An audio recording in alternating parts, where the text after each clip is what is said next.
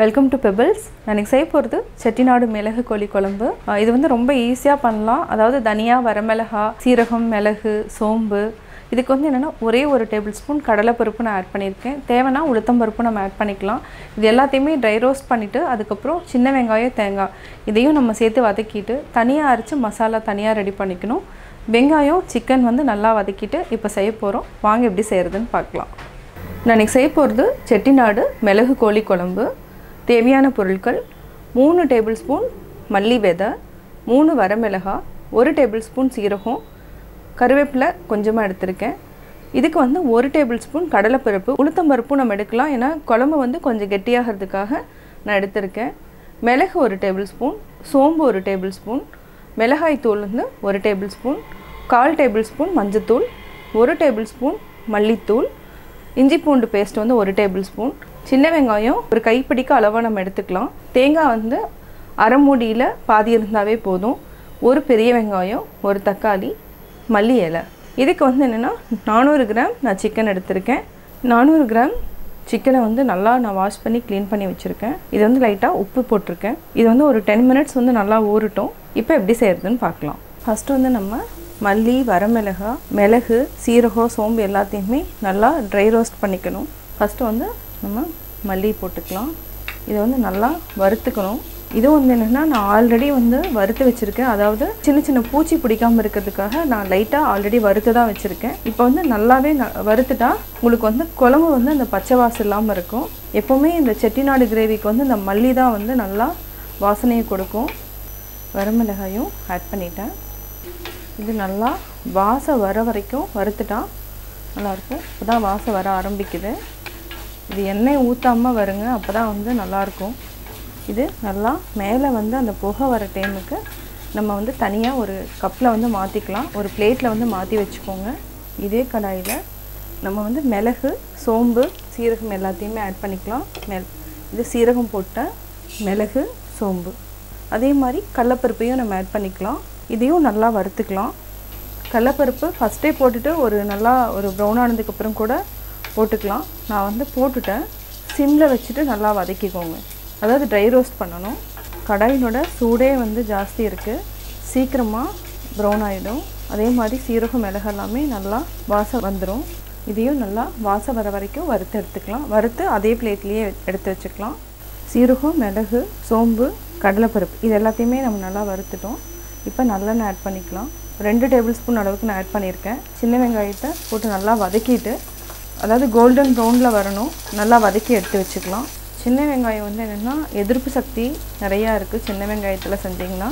But இந்த குழம்புக்கு வந்து நம்ம பெரிய வெங்காயம் 4 வெங்காயமே போட்டு செய்யலாம். கிரேவி நிறையா வரும். ஆனால் சின்ன வெங்காயம் என்னென்னா உடம்புக்கும் நல்லது. இது வந்து என்னென்னா உரிக்கிறதுக்கு டைம் ஆகுதுன்னு நினைக்காதீங்க. இது வந்து இன்னொன்று என்ன, இதனோட ஸ்பெஷாலிட்டி நாட்டு வெங்காயம் உடம்புக்கு ரொம்ப நல்லது. அதே மாதிரி டேஸ்ட் வந்து ரொம்ப நல்லாயிருக்கும்.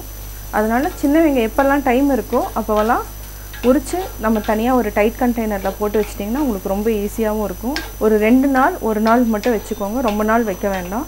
இது நல்லா வதங்கட்டும். வதங்கினதுக்கப்புறம் நம்ம தேங்காயை போட்டுக்கலாம். வெங்காயம் நல்லா வதங்கியாச்சு. இந்த கலரில் வந்ததுக்கப்புறம் நம்ம எடுத்து தனியாக எடுத்து வச்சுக்கலாம். அதாவது ஆல்ரெடி வந்து வறுக்கிறதுக்காக ட்ரை ரோஸ்ட் பண்ணி வச்சுருக்கிறோம், அது கூடயே நம்ம ஆட் பண்ணிக்கலாம். இது வந்து அம்மியில் அரைச்சோன்னா இன்னும் ரொம்ப டேஸ்ட்டாக இருக்கும். நம்ம அம்மி ஆப்ஷன் இல்லைங்கிறதுனால எல்லாமே நம்ம மிக்சியில் தான் போட்டு அரைக்கிறோம். ஒரு டேபிள் ஸ்பூன் மட்டும் நல்லெண்ணெய் விட்டுக்கலாம். தேங்காயை வந்து நல்லா வறுத்துக்கலாம். அதாவது நல்லா பொன்னிறமாக வர வரைக்கும் வறுக்கணும். இதே மாதிரி நல்லா பொன்னிறமாக வர வரைக்கும் வறுத்ததுக்கப்புறம் ஆஃப் பண்ணிக்கலாம். நல்லா பொன்னிறமாக வதங்கிடுச்சு. இப்போ நம்ம ஆஃப் பண்ணிக்கலாம். இதை வந்து நம்ம நல்லா அரைச்சி எடுத்துக்கலாம். அதாவது ரொம்ப மையாக அரைக்க வேண்டாம், ஓரளவுக்கு கொஞ்சம் கரகரன்னு அரைச்சிட்டாவே போதும். இப்போது நம்ம குழம்புக்கு பெரிய வெங்காயம், தக்காளி போட்டு தாளித்து செய்ய ஆரம்பிக்கலாம். நம்ம மண் பாத்திரம் வச்சுட்டோம். நல்லெண்ணெய் ஊற்றிக்கலாம். இந்த நல்லெண்ணெய் வந்து செக்கில் ஆட்டின எண்ணெய். நல்லெண்ணெய் வந்து உடம்புக்கு குளிர்ச்சி. ஃபஸ்ட்டு பட்டை, லவங்கம், ஒரு வரமிளகாய் இதை தாளிச்சிக்கலாம். பெரிய வெங்காயம் 1. உங்களுக்கு கிரேவி ஜாஸ்தி வேணும்னா நீங்கள் 2 கூட எடுத்துக்கலாம். நான் சின்ன வெங்காயம் வந்து ஆல்ரெடி நிறையா ஆட் பண்ணுறதுனால நான் வந்து ஒரே ஒரு பெரிய வெங்காயம் மட்டும்தான் எடுத்திருக்கேன். வெங்காயம் நல்லா வதங்கிடுச்சு. இஞ்சி பூண்டு பேஸ்ட்டு ஆட் பண்ணிக்கலாம். 1 டேபிள் ஸ்பூன் இருந்தாவே போதும். தக்காளி சின்னதாக கட் பண்ணிவிட்டு இதையும் ஆட் பண்ணிக்கலாம். தக்காளி வதங்கிறதுக்கு டைம் ஆகும். அதாவது இஞ்சி பூண்டு பேஸ்ட் 2 மினிட்ஸ் தான் நான் வெந்திருக்கு. தக்காளி கூட வேகிறப்போ நல்லா வந்து பச்சை வாசம் போயிடும். இதை வந்து சிம்மில் வச்சுட்டு ஒரு 3 நிமிஷம் நல்லா வதங்கட்டும். அதுக்கப்புறம் நம்ம மிளகாத்தூள் மல்லித்தூள்லாம் ஆட் பண்ணிக்கலாம். ஒரு 2 நிமிஷம் ஆயிடுச்சு. தக்காளி வெங்காயம் இஞ்சி பூண்டு வதங்கிடுச்சு. இப்போ வந்து மிளகாத்தூள் மஞ்சத்தூள் மல்லித்தூள் இதையே நல்லா வதக்கிட்டு நம்ம சிக்கன் ஆட் பண்ணிக்கலாம். இது வந்து 4 பேர் வந்து தாராளமாக சாப்பிட்லாம். 4 பேர் அளவுக்கு தான் செஞ்சுருக்கேன்.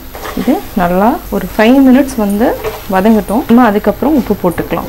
நல்லா வதங்கிட்டுருக்கு. இப்போ உப்பு போட்டு நம்ம ஒரு 3 மினிட்ஸ் வந்து மூடி வச்சுக்கலாம். தேவைன்னா நம்ம உப்பு ஆட் பண்ணிக்கலாம்.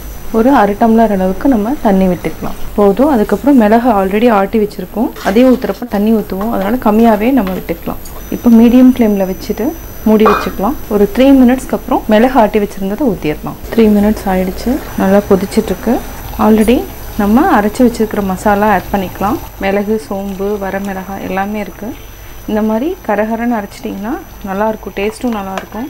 இந்த கலருக்கு காரணம் தேங்காய் வந்து நம்ம நல்லா வறுத்துருக்கோம், அதனால் வந்து கலர் வந்து இப்படி இருக்கும். அதே மாதிரி உங்களுக்கு குழம்புனோட டேஸ்ட்டும் வந்து நல்லாயிருக்கும். தண்ணி ஆட் பண்ணிக்கலாம். சிம்மில் வச்சுக்கோங்க. இன்னும் கொஞ்சம் தண்ணி ஆட் பண்ணிக்கலாம். உப்பு பத்தாது, நம்ம இன்னும் கொஞ்சம் உப்பு போட்டுட்டு மூடி வச்சுட்டு ஒரு 10 மினிட்ஸ் வந்து நல்லா கொதிக்கணும். அப்போ தான் வந்து டேஸ்ட் வந்து நல்லாயிருக்கும்.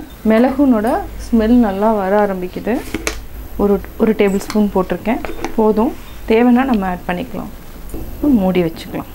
அதாவது சிம்மில் வச்சுட்டு 10 மினிட்ஸ் நல்லா கொதிக்க விட்டுக்கலாம். லோ ஃப்ளேம் மீடியம் ஃப்ளேம் இந்த 2ல் மட்டும் யூஸ் பண்ணுங்கள். 8 நிமிஷம் ஆயிடுச்சு.